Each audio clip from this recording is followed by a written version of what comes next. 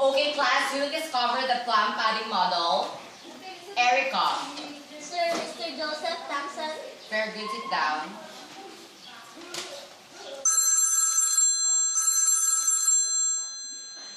Okay, class, let's continue our discussion tomorrow. Bye.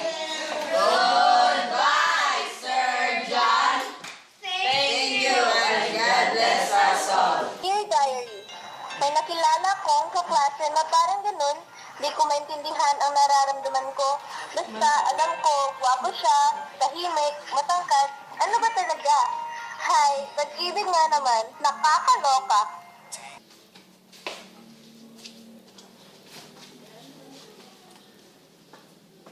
Hello, Miss Oli. Ako pala si Mr. Pagulares. Nice meeting you.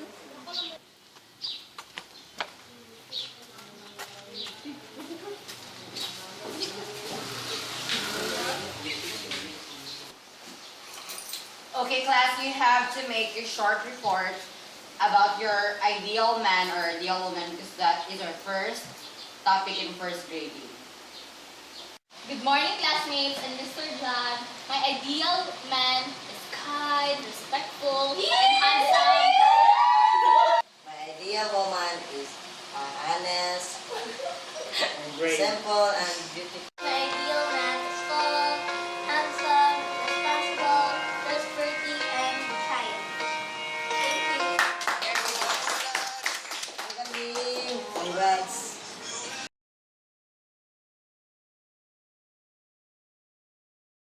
Oh, Dian, busy ka ba ngayon? Lalabas tayo. Oo, Rachel. Free ako ngayon. Saan tayo pupunta? Naalala mo ba yung lagi nating pinupuntahan? Sa park. Kay Sia. Ang tagal naman ni Dian. Rachel! Ano? Diba sa Cebu ka mag-aaral? Ingatan mo sarili mo, ha? Huwag kang palagi magpagod. Pag may kailangan ka, tawagan mo lang ako. Oo naman. Magpapakabit ako doon. Mag-ingat ka rin dito lagi, ha? Baka pagbalik ko, kailangan ka na rin, ha?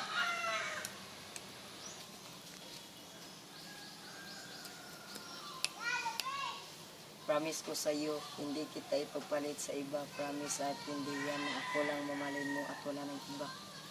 Miss?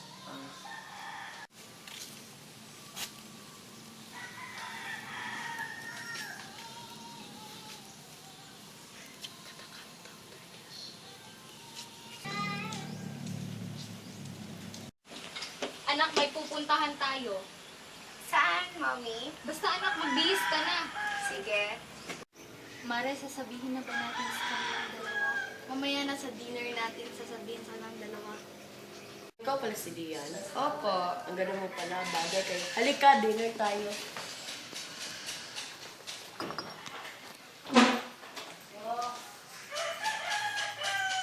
Ito nga pala si EJ Iha, ang mag-iisa kong anak. Hello, nice meeting you. Ako nga pala si Dian Oli. Ganda naman nga, bagay siya. Saan ka ba magmamana? Oo nga. Okay, let's eat.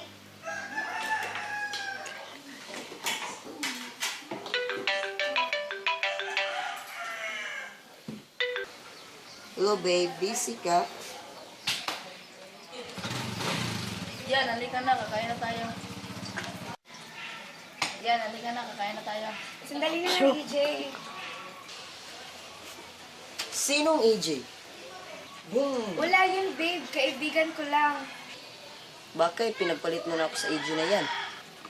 Hindi sige na, babe. Kakain muna kami. Ingat ka lagi.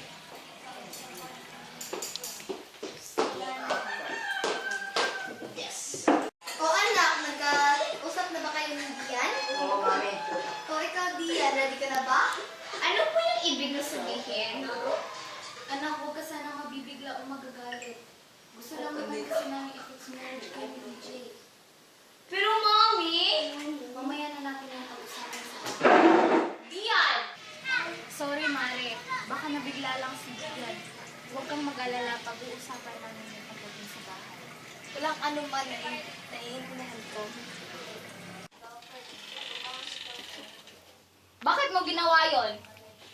Sorry, Mami. Kaibigan lang talaga turing ko sa kanya. Hindi ko siya mahal. May mahal na akong iba. Ano?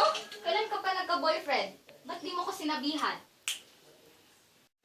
Kasi, Mami, alam kong magagalit ka. Sorry, Mami, dahil meron akong sikretong itinago sa'yo. Nasasaktan lang talaga ako dahil hindi mo sinabing ipapakasal mo ako kay EJ. Sorry anak, hindi na tayo babalik. Sorry, pasensya.